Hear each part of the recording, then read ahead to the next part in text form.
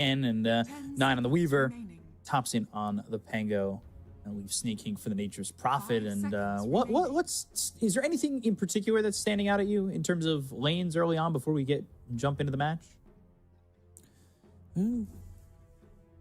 This mid lane, definitely the lane to watch out how Mikoto is going to do on Earthshaker against Pangolier. It's going to be like so much damage, like so much random damage on the ground coming out from Tundra. You'll have like CK Illusions, Weaver with the bugs, some random Nature's Prophet ulti, Swashbuckle. So Tundra, they don't necessarily need to commit to a fight, while on side of Talon, what they want to do is use their abilities, instantly delete the hero with Legion Blink, Blade Mail Duel, Faceless Void with the Chronosphere, Echo Slam from Earthshaker. One of the reasons, like you talked about Dark Willow, how strong this hero feels right now, ever since the change to her ulti, where you can actually use it on different heroes and not go in the middle of a fight, makes this hero so much more viable. Yeah, just being able to throw Bedouin on, say, the Legion Commander, or even Mikoto, who's going to be jumping in here with that Enchant Totem, it makes the hero so strong. And even I've seen a couple times maybe Dark Willows that one of maybe migrate into being a little bit more of a core. They go into some like second item Midas, and they find themselves getting like an Ags a little bit later on, and all of a sudden they're also doing damage, and it makes it so difficult for you to even go up against that Dark Willow. And if you have that extra outside damage into a Chronosphere, like Dark Willow can really be putting a hurt on a Tundra if it gets to that point, right? Yeah, it definitely feels that Talon in this game, they will never lack damage. You have Faceless Void, you have Legion Commander with the Blade Mail mid Earthshaker who comes online early on, and also this Dark Willow with Bedlam damage that we just mentioned. So definitely a lot to look forward to for Talon. But like we saw in that last matchup against TSM, Tundra, they've hit their timings pretty well so far, and they've hit that point of no return for the other team. So if you're Talon, you kind of got to keep Tundra from that marker, or you're really in trouble. Not end pretty when you're able to let Tundra get to their game plan, right? Their decision making. I feel like, at least from what we've seen ever since Tundra formed, like the core squad, it's just they can like pause the game mentally and then have a 30-minute discussion. Oh, what's the best thing? Like, what's the perfect thing we can do right now? And they do that in a split second. They do such a good job of it. It's very impressive, their decision-making, thought process, the line to A to B for them. It's always very well laid out. And Snaking going into the early point of the teleportation. He's going to place a deep ward here by the tier 2 tower over in the bottom lane. And then enough. So over mid. I don't think this ward gets devorded. It might get when, like, next time they play Nature's Prophet on Tundra, because other teams are going to study this. Smoke. It broke. Jabs will take the Watcher. But this also shows couriers coming into it, and then Nature's Prophet can kill them. 9. He's cutting out for Observer Ward. We've seen it once or twice when you see Nature's Prophet. Just the straight TP into the base and going for couriers early on. Someone pinged it because they just put the couriers back up everyone the steps, except Dark Willow. They were just at the bottom of the steps, and they were like, Nature's Prophet kind of existing. See, nobody moves their courier outside their base in my pub, so I can never get away with that. In the first minute. Yeah, you gotta rank up. Let's see how many bounties Thunder's gonna be able to pick up. Thinking about the top one, but Talon, they have the numbers, so it's just gonna be 2 apiece. 23. He's taking a decent chunk of damage here from 9. Down to half health, and TP over toward the bot lane. So there he goes. We'll see how this matches out. These lanes are starting to get set. Snake King, he's going to show up over towards top and give that shared tango to the CK, who went no regen at the moment. He's bringing some tangos on courier. Wants to have as much damage as possible early on. Know that there's going to be some early spam coming out from Legion Commander. especially at those early levels, you get close, overwhelming gods immediately. So level 1 into the Shadow Realm for the Dark Will too. So no Bramble Maze early on, just trying to output some of that damage with the Shadow Realm. Gonna be nice to keep an eye on Q in terms of what he has going for him in his build. And I talked about the Midas and the potential for him to become a 4th core on this team. Yeah, we have to see what he has queued up. Mid lane. This is the lane I want to watch for the first couple of levels to see how much Earthshaker is going to be able to do. Right now, sitting at 5 and 2. Pango, no denies whatsoever. Very difficult to last hit against Earthshaker. If he decides to go for one creep, either kill or deny, he's going to get it with Enchant Totem. It makes it very difficult here for Thompson, but we'll see how he adjusts to his lane. He's done a very good job of adjusting at certain points throughout the first 2 games that they played already. Makoto already 10 and 2 and put the damage onto Thompson, and he's only got half the CS. And like you said, it's not easy for him to get anything more, as all 3 of those creeps get denied. Denies. Oh no. That just feels pretty awful. And another deny. Thompson will take what he gets. Force the Swashbuckler to get something. They're going after this Venge. They'll get the kill on the Ollie. So 9 getting first blood with the movement over from Snaking. They were able to accomplish that, and 23 Savage can't help him out really. Tundra, they're so good at using like these twin gates, teleportations, just like outnumbering them. It's gonna be 9 who's gonna pick up that first blood. With the Nature's Prophet in the game, you have to be very aware of the timing on the 7 minutes as well for the Wisdom runes. 7:14, of course, 21. You do the math. But, you start to fall behind. You start to give up both Wisdom runes at 7 and 14, and your supports start to fall behind pretty extensively. And that is an issue you can really find when you're up against a Nature's Prophet who top lane might just die with the Bramble Maze there, and they get the kill on a Snake King. So Q showing up and laying down the rule of the top lane and making sure this Nature's Prophet knows that the presence is felt. At least his cooldown did reset, so teleportation will be available. Bottom lane again, putting some pressure onto 23. He's thinking about it. Thinking about TPing again elsewhere, and it's going to be over towards Jabs. He's got that 1 level in. Sprout just taking a look across as most heroes have themselves a Quelling Blade. Everybody, I don't know, I think the bench got one. All right. Have to buy it against Nature's Prophet. It's just way too much damage early on. Really glad that they made the change so that you can actually eat the tangos. Bramble Maze placed down, not grabbing Skeeter, but he's got that 1 point Reality Rift, pulls this Dark Will nearby, and I'm not going to get much out of that as they go into the Shadow Realm and throw a strikeout once again, only sitting level 2, but about to be 3. We had talked about mid, and mid still seems to be more or less the same, as Makoto's level 5 and Thompson's level 4.5. Yeah, you get close. He's level 5, 3 points and Enchant Totem every single time he gets close. Aftershock damage, right click from Enchant Totem, maybe another right click. Very difficult lane for Pango to play into.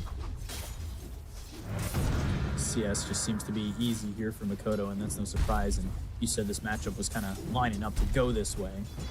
Needing these swashbucklers to get any semblance of CS is a bit tough for you. Top lane, they're even looking to pressure coming through. They've got Ollie. They look at Snake King. There's the magic missile and a Shadow Realm strike to get 1. 9 TPs over. They look for Jabs. They go and throw the stun out of that Chaos Bolt. The swarm on Jabs as well, and there's the Reality Rift and a right click to kill off the Legion Commander. So it ends up being a trade that's kind of worth it there for the side of Tundra. Tundra very quick with reacting to what's happening on the map. Instant TP from 9. They secure themselves a return kill, also leaving CK some of the solo XP, and also leaving Tidehunter solo XP in the bottom lane, because he can't die on Tidehunter. Early on, damage from Faceless Void is not enough. Earthshaker about to crack level 6 in the next creep wave with maybe 1 rotation. I could see Makoto grabbing the kill. So take a look at the top right of your screen, you will see the rest of the games that are up on the B, C, D, and E stream. Zure 23-7, 21 minutes in over Liquid is back to our game. Bottom lane, Gush, 23 Savage is in trouble. They have a TP in from Snake King. Nine's also sitting low. They'll at least get the kill there on the Weaver, but they end up losing their Faceless Void. Charging up the Shadow Realm Strike, trying to get some power from Yugi's grandfather, but unable to get the kill there onto the Tidehunter as they don't have the vision. Ooh, double bounty picked up by Snake King. No kill out. No man on Q. Has magic 1 charges if he wants to use it. Mikoto's coming through the river. And the Wave of Terror. One more right click. Q's got himself a kill. So now on a killing spree for this Dark Willow. Oh, gotta be very aware of those XP runes. I already see 9 sneaking in. Weaver, Nature's Prophet. These heroes are very good at stealing enemy runes. And it's being pinged out. Oli gonna camp there. Takes over the Watcher. It's not easy. Ollie's not exactly sitting with a lot of health, and now the Swarm's on him. Forced to throw a magic missile. He does need that help. Mikoto comes over, and they'll secure the Wisdom Rune, which is massive. What a player. Ollie losing his courier, 9. Where's he gonna go? Juking and taking Makoto's time. There's the Wave of Terror. If they can get a kill, it's semi-worth and will be. So, kill for the Earthshaker, and they also get the Wisdom Rune. It's so important that the mid laner TPs there, loses some of the farm, but that much of a value was lost in the meantime because Q's sitting in the mid lane collecting that XP while Earthshaker's making a move. He's going into Yules. He's almost level 6, 8 minutes into the game. So they'll have that early Bedlam, which could lead to early duel victories when they get level 6 on jabs. Having that presence is going to be great. Ravage on the edge, it lands, but he's already able to time walk and get that health back. So that Ravage is all for naught. Now that's on cooldown. Going to the Rolling Thunder. Echo Slam looking and getting the kill on a 9. At least that. Bouncing off the steps. Bouncing Mikoto up and down constantly. As now the turn is looking over at Ollie and Q, but the Brambles hold Thompson in place. They bring Skeeter over to, well, look for a kill, but instead, now his attention's going back to where he came from, top lane. Yeah, when the stakes are high, you're going to see much more of these rotations coming out from cores early on. Earthshaker TPing mid to secure the XP rune. Skeeter TPing in 8 minutes into the game without having ulti. Just wants to help out, get any kill that they can. And that has to do with the fact that the group stage is different in the road to TI. You know, with it being 5 teams in the bottom team out. You don't have as many games to give. You can't be as relaxed. It's a lot more on the line with each and every game that we see here. Now, I want to see if 23 goes through the gates and makes a move, maybe. With Chrono? Just tries to get a kill on enemy carry.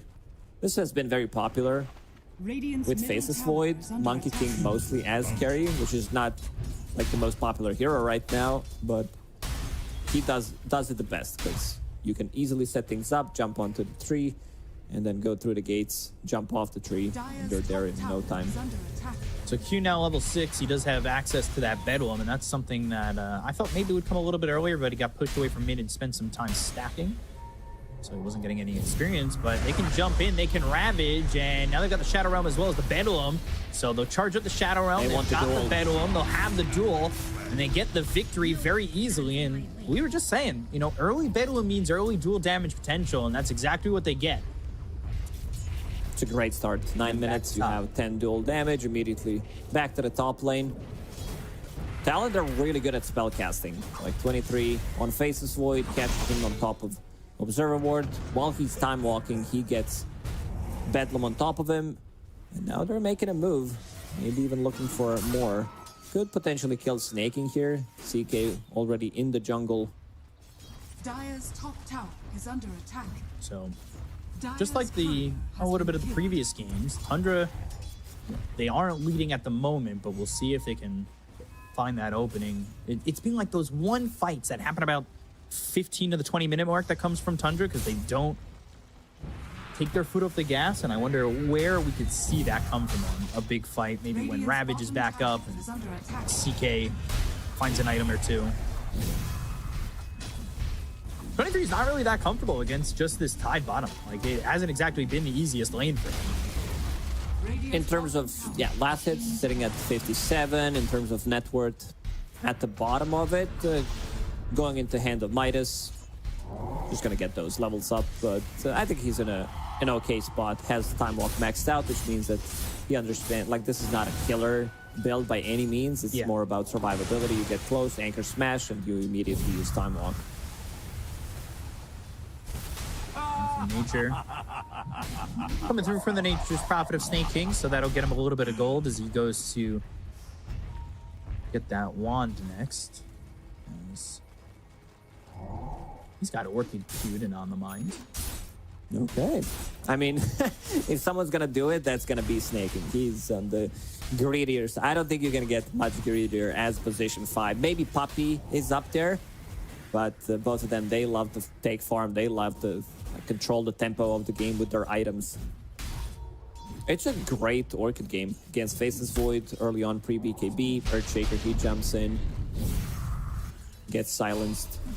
Blink Dagger available on Mikoto. They just smoked.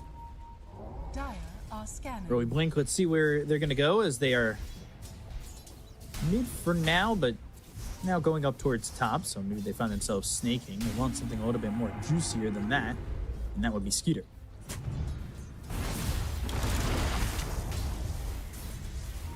They may not find him. They may just find Snaking. Smoke breaks. Wave of Terror is there. There's the blink. Fissure out. Magic Missile. Ollie will swipe that kill. So they get that kill on a Snake King. They're going to put some pressure onto the tier 1 tower with this totem. They should be able to grab it, but they will glyph, and it doesn't look as though anybody's going to defend at the moment, as 33 is fine with just farming over bottom. And so it really is Thompson, who's taking a couple of stacks at the moment. Yeah, Thompson has been pretty silent playing into Earthshaker. Usually he's the madman going in like 10 minutes into the game, made 15 different rotations. Right now wants to farm up his Diffusal Blade. Did find himself a really good neutral item, holding on to Lance of Pursuit. Once you pick up that Diffusal Blade, the amount of damage you deal from behind is insane. Plus the extra slow, Orb of Corrosion. Needs to farm another 400 gold. This is going to be the big timing for them. Radiant are scanning. And that could be the timing that we've spoken about and that we've seen previously, where, you know, 15 to 20 minutes where they hit that spot and go. Swap, Bedouin, Makota in, and that's a Ravage. Get the duel. And they don't get the duel just yet. Echo Slam committed. 33 is going to fall. Ollie ends up dead. Reality Rift to pull in Makoto. They go to the Terrorize. That's going to fear up 2 of these heroes. They go to the Chrono. That lands on a 3. It's lining up well for Talon, but they need the damage. There. He's alone by himself. There's the Chaos Bolt. They go to the Rolling Thunder. Shadow Realm Strike, Time Walk out of the low ground, jumping with a shield crash, needs to bump up on the high ground. Might lose it Set if he gets himself the up. They've got the dual victory on a Skeeter, and 23 is going to be able to escape. He put himself in the perfect spot to get bounced by that Rolling Thunder back up onto the high ground, and that kept him alive. Ooh, could have been even a better fight for Talon if they immediately lock down this Tidehunter. He gets the Ravage off, no duel, but in the end, it's not too bad. They get the kill on CK and another dual damage for Legion Commander. They would definitely love to have that Diffusal Blade in the previous fight. Now it's finished without Ravage. I want to see if they still like decide to go for another aggressive play. That duel was teetering on the edge of going the other way. He gets like 1 Chaos Strike, Lifesteal, crit. Could have turned it around. So now he's got 20 dual damage, and after a fight like that, Q, who was looking at a Yule early, switches it up. Midas Wants to scale. Can't really blame him. We've seen so many times. I mean, you're playing like one of the best Dark Willow players out there, like from the Western European scene. Taiga and also Nine. Like, he really loved to play the hero from the mid lane. And hero has been on the rise as well in terms of carrying the games from position 4. Eventually, you'll get those talents. Another duel, another damage. Oh boy, yeah. Q now unstoppable. He's 6-0-2, but the damage, Jabs is 38. Just 15 minutes into the game, he's gotten 3 dual victories. So he's in a good spot to continue to just get massive amounts of damage. I see Tundra play, Tidehunter, Vlad's in his inventory, I'm like, oh, right, this is the raid pack game. Getting flashbacks from the previous TI. Gotta get tanky no matter what. Just a casual Vlad, synergizes well with his anchor smash, provides some extra armor, extra damage. I'm going into pipe next.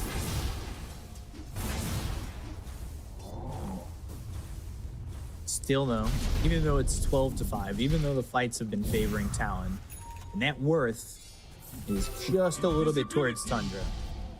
As they go towards top and looking to get Makoto, but he senses it, TPs, and leaves. Dire's bottom tower is under attack.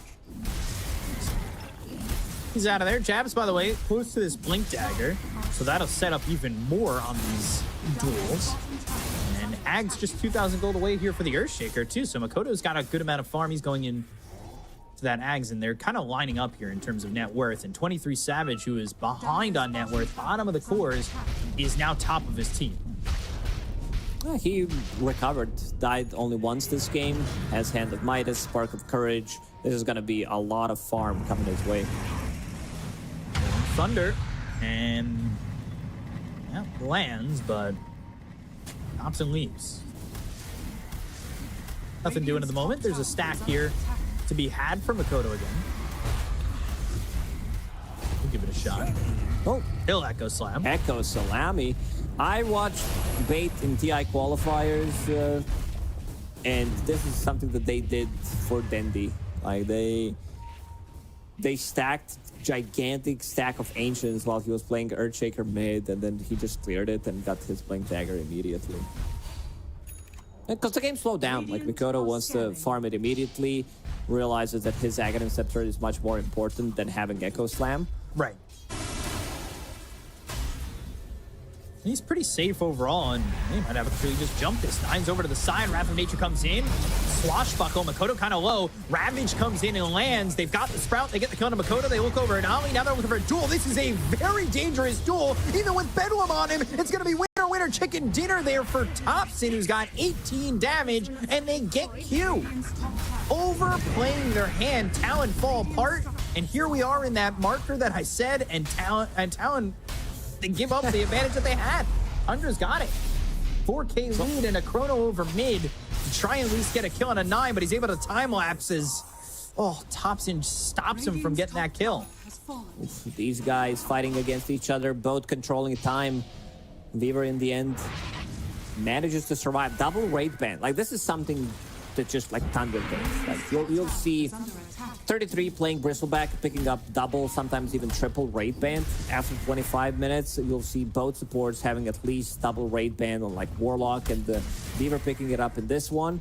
But a good fight. Tundra, they're like the scariest team, I would say, when nothing's happening around the map, because you're gonna get out-farmed.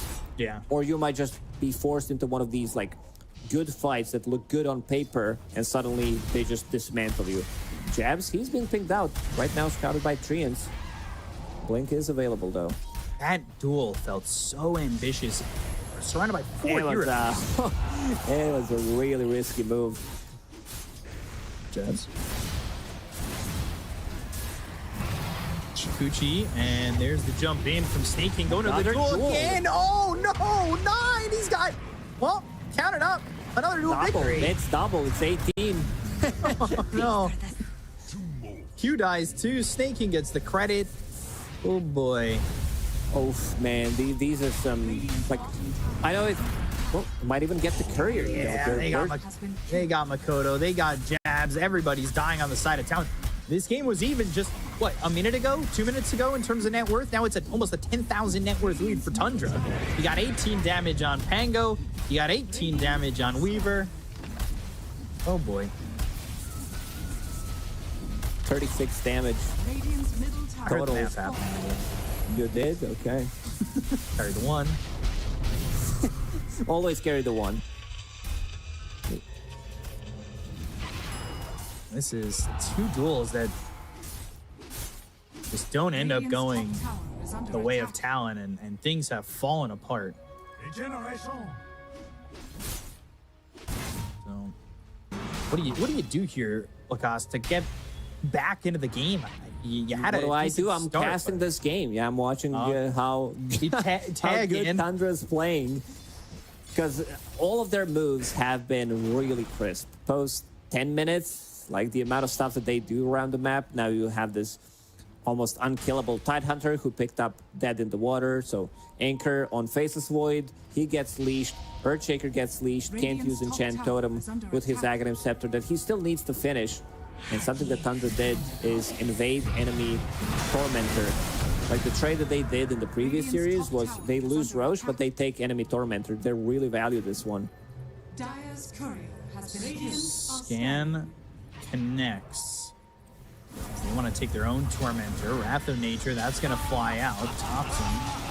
He's got Ags. Ooh, blink duel by the Tormentor, and they get the victory. They've got the swap on a Snake King as well as the Magic Missile. They'll get themselves two. They stop the Tormentor from being taken, and they escape. So not a bad exchange for Talon. Talon, they give them a taste of their own medicine this time. Smoking into enemy Tormentor area, getting the kill, but not taking the Tormentor. And Jav is getting some extra dual damage from it. Dire's bottom tower is under attack. Yeah, now he's at 66.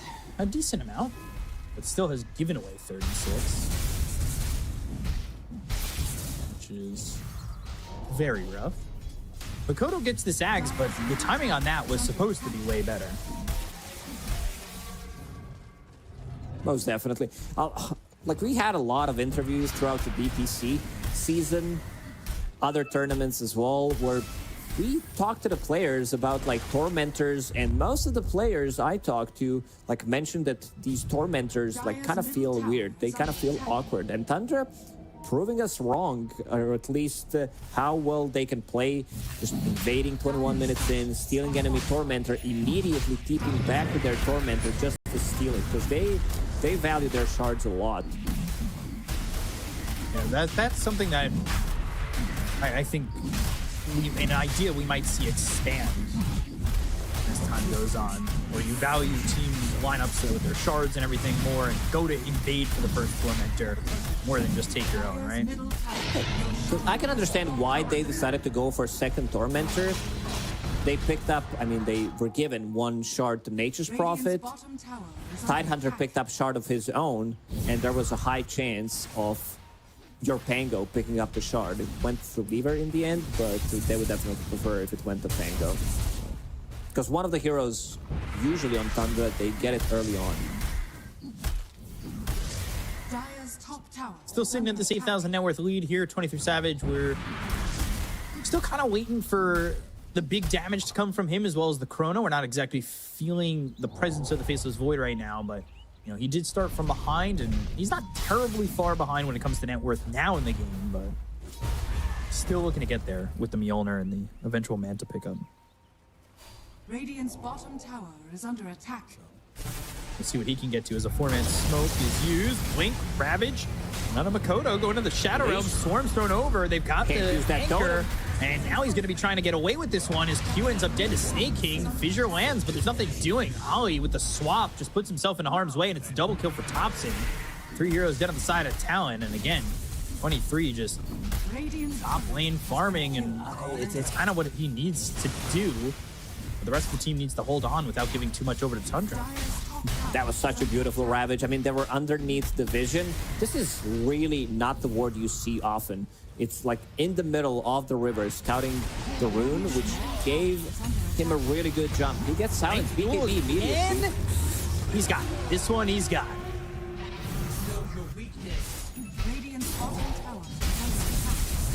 At least get that dual victory. That pushes him up to 94.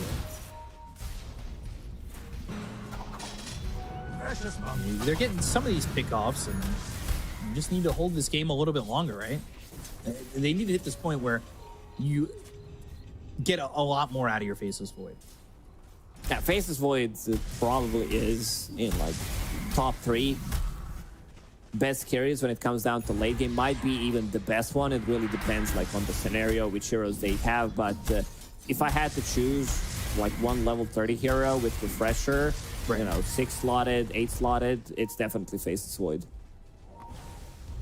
Radiant's bottom tower is under It's attack. another one of those matchups where the team against Tundra, we'll see if they can get there.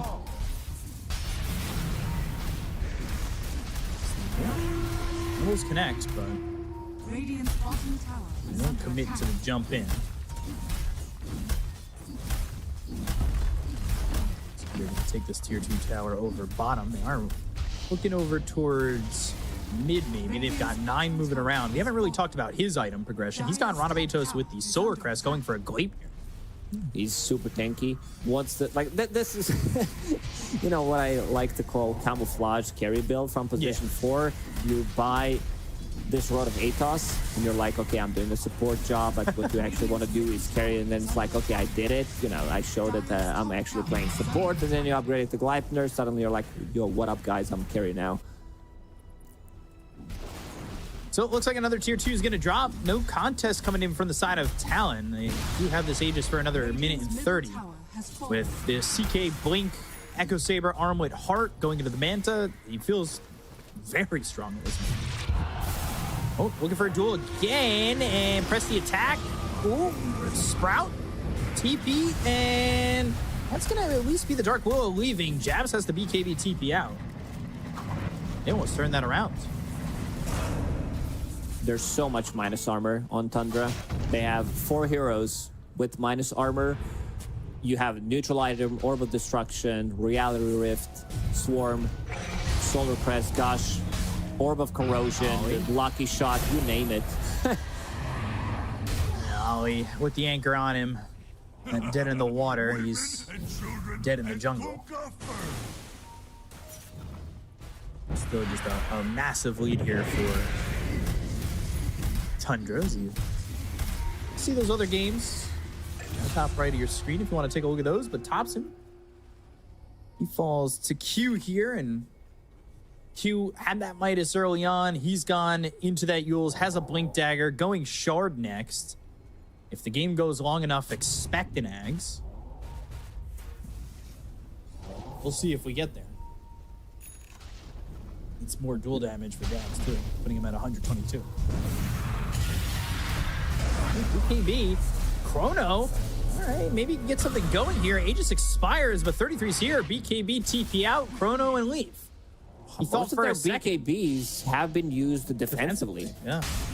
So no Chrono, it's time to strike. I don't know if they can take this fight without deep observer ward placed behind. Radiant's top tower They see is 3 under of them. attack. 33, he wants to go. See if they can make the move. Makoto, meanwhile, he's trying to get a BKB of his own. He wants to be able to make something happen. Q, Jabs, Ollie, they smoke. As a trio, they've got the scan connecting, and they need to make Dire are scanning. kickoff happen, but these heroes are pretty close to each other on Tundra. I don't know if a duel early is going to work out for them. Skeeter shows himself over mid, Command from the shadows. but you think they need a +1, and it is Makoto who's going to be nearby. At least if they want to jump and get themselves a duel, but there's the Phantasm from Skeeter. Will throw the illusions out there.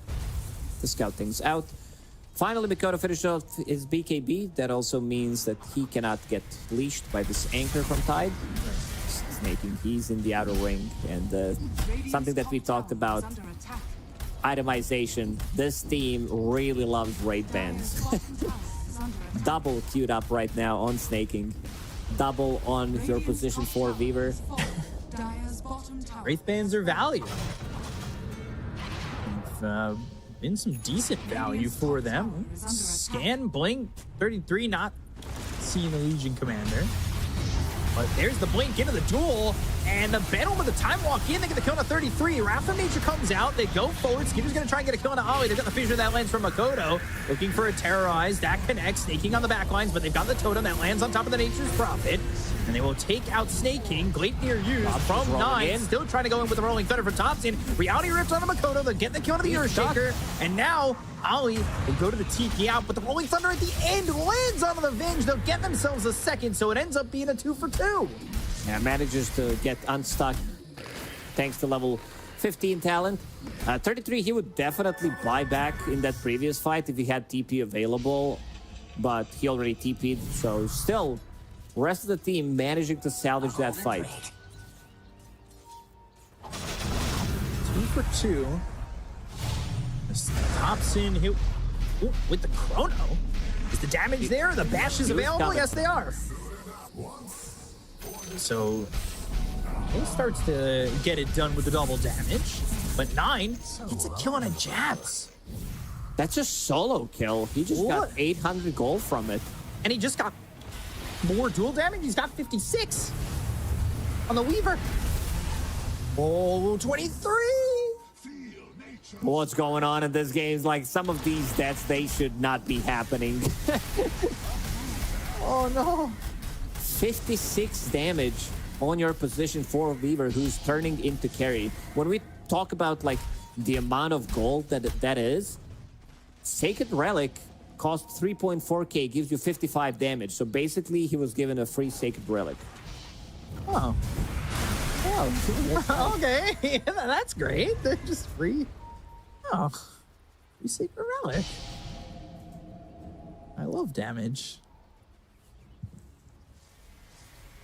Weaver going Ags next. But he gets caught up in a duel where maybe they get low. Yeah, we did mention it, like the power of Aghanim Scepter when the draft ended, but he also wanted to like get something to farm that Aghanim Scepter with. Sitting at 2.2k gold now, so halfway there already. The thing is, cast range is really bad, so I want to see if he switches things up like after and gets a Blink Dagger. Like I've seen this build being like very strong against, but it also depends like how they place the Chronos here. I think it plays a good Chrono. Oh, Echo. Oh boy, Fissure, does he have the damage? Sneaking low, Blade Mail, duel, and victory. But a Rolling Thunder coming in from Thompson. Uses that defusal, slows him up, turns around, but he's gotten that totem to get a jump onto the low ground and away from this Pango and blinks into a position where he won't be caught and TP's out. But while that's going on, Nine's looking for another solo kill, spots Q, the damage is there, and he got him! Magic Missile, Gleipnir used, Jabs has to leave this fight because Ollie's already ripped apart as they get a second. Throws a Blood Grenade, tries to cancel the Blink Dagger, doesn't hit. Nine also, like, because he does have Shard from that Tormentor, he started attacking creeps so that his Geminate attack, because it puts, like, the Shikuchi puts the mark on him, right, and then just to try to cancel the Blink Dagger. Nine, he's scaling. He's really up there. He almost has the same amount of farm as Ikoto. Damn.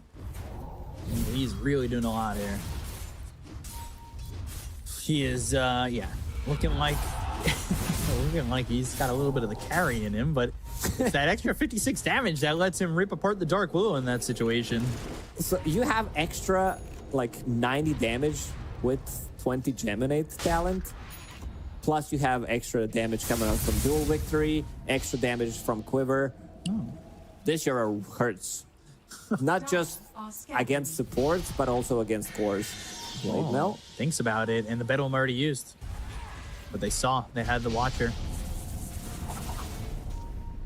So give him the vision and allowed him to know where they're at. Using that Shikuchi, gets away from the potential duel. And while this is all going on, they're in rush. So second Aegis. Meet Skeeter's inventory.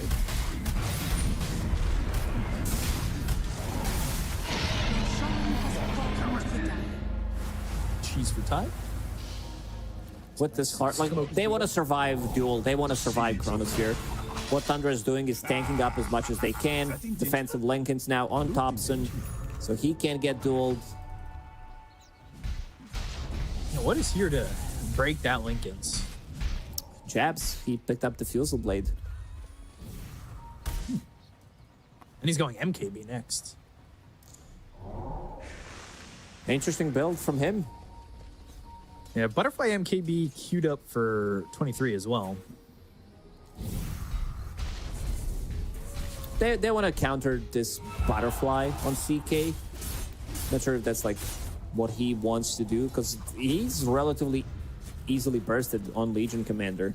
Not tanky at all. Pressure over in the bottom lane, up almost 20,000 net worth, and they're going to go up to the high ground. The tier 2s that they were able to take prior, they were down for free. There's that Phantasm. Nice timing. Fisher. Jabs blinks in. Wrath of Nature coming through. Ooh, 23's off by himself. Time walks. That BKB's only going to last for so long. They go to the Ravage, and now they've got the Reality Rift. They get the kill. He's all by himself. He doesn't have buyback. He timed it perfectly on 33, using that dead in the water, and then Ravage after BKB just finished. No buyback on your Faceless Void. Just bought the Lincoln Sphere, sitting at 1,000 gold. Needs another 700. This is going to be a very difficult fight for Talon. 70 seconds to hold without the Faceless Void. Tier 3. Oh, that's gone. Curse Crown. And also got these Brambles down, trying to hold him up. Makoto thinking about making a move to jump in there and Echo Slam if he's got the damage, but they're still working with an Aegis. So it ain't easy. They're also using the Treants to push in these lanes. They're pushing in top with Treants. They're putting Treants over mid. So it's a three-pronged attack right now, whether or not the heroes are there. Also, CK using his illusions. Skeeter sending it on the water. Earthshaker so he can blink Swap. in.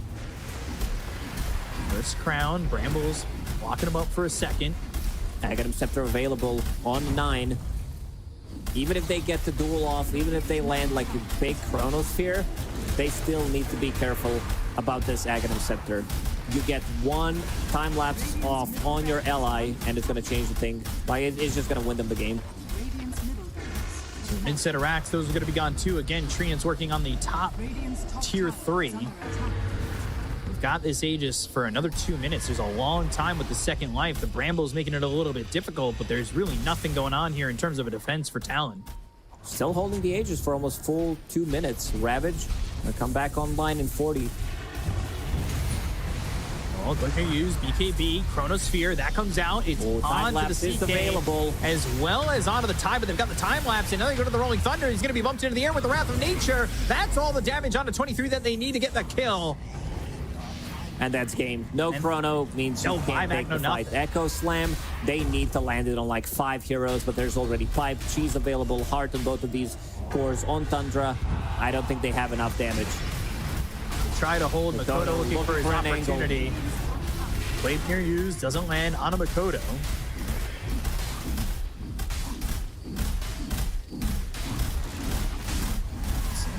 These top set of racks in trouble, looking to potentially find Makoto there. So just using this totem, and it's going to be Mega Creeps. They're still holding on, though. They know how important every single game is.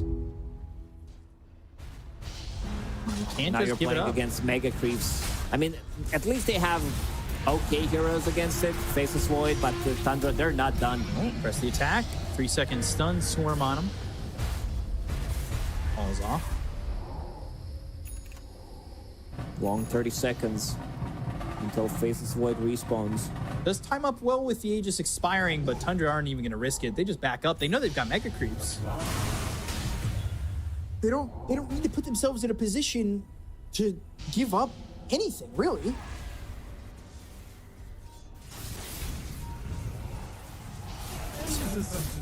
$30,000 net worth lead, and what can you do here if you're Talon, except for spectate the creeps and watch as the base starts to fall? So I think Talon picked up 1 XP rune. That was a 7-minute one. Other than that, it was all Tundra. They really prioritized this timing, prioritize picking up shards, tormentors. Oh, they have get it off. The rune, the taunt, the kill. There it is. They at least get the damage. I mean, this is a Legion that does have a good amount of dual damage, but the rest of it is just not going Legion's way, or well, Talon's way. I could see Tundra waiting it out until next Roshan is available. Pick it up. I'm gonna be on Radiant side, so that means Aghanim Scepter Blessing for someone. CK is sitting at 5,000 HP with Butterfly, has Havoc Hammer available. I think Blink has the shard. I think this Orchid pickup by snaking has been crucial. Forcing BKBs to be used early on by some of these stuns, dead in the water, and then using Orchid or another stun. They smoked. They've got double damage on I think they CK. can get a pick off. for just under half its duration left. Lincoln's 23 here. is in 23 front. needs the Ravage. Blink, Ravage, they need a way to get this Void out, but he's not even available to move. Time is not on his side. Can't take a walk, can't do anything, and the BKB is going to be popped. They go to the duel. It's going to be on to the CK. I don't know what you're going to get out of this one, but they've got the Bedouin. Maybe they get the kill here. Ooh, it's not close. Jabs, Makoto, they both fall instead. None of these heroes have buyback. They'll call GG, and Tundra makes it 3 in a row as they get this first game victory in the BO2 over Talon. Man, Tundra looking really hot. What a great start for them, sitting at the 3-0 already. Didn't drop a